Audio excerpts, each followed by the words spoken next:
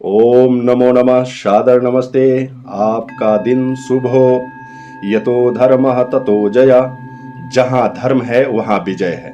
महाभारत में अनेक स्थानों पर यह बात कही गई है। इस पर विचार करने पर सर्वप्रथम धर्म का शाब्दिक अर्थ जानना पड़ेगा।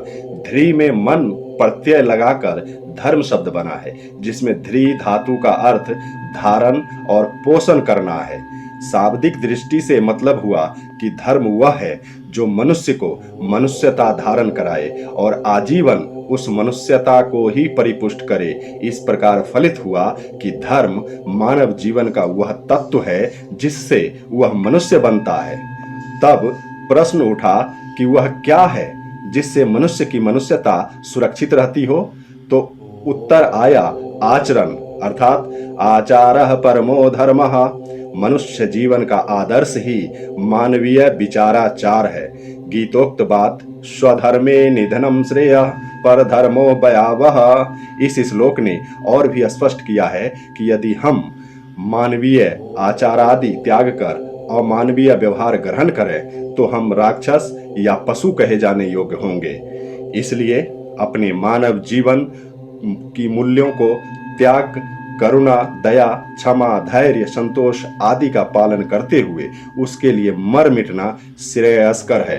नहीं तो संग्रह और असंतोष आदि तो भयंकर दुख के ही कारण बनते हैं।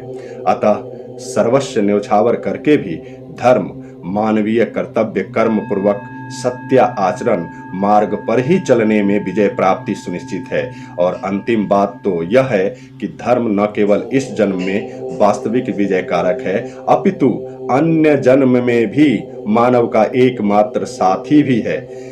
देहश्चितायां परलोक धर्मे धर्मानुगो गच्छति जीव एकः।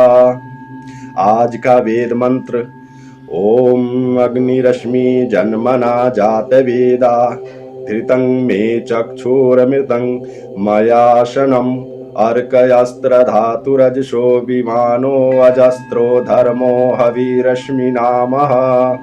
यजुर्वेद का मंत्र है। इसका अर्थ अग्नि मुझ में जन्म से है और मैं इस प्रारंभिक ज्ञान से निरंतर ज्ञान प्राप्त करता रहूं।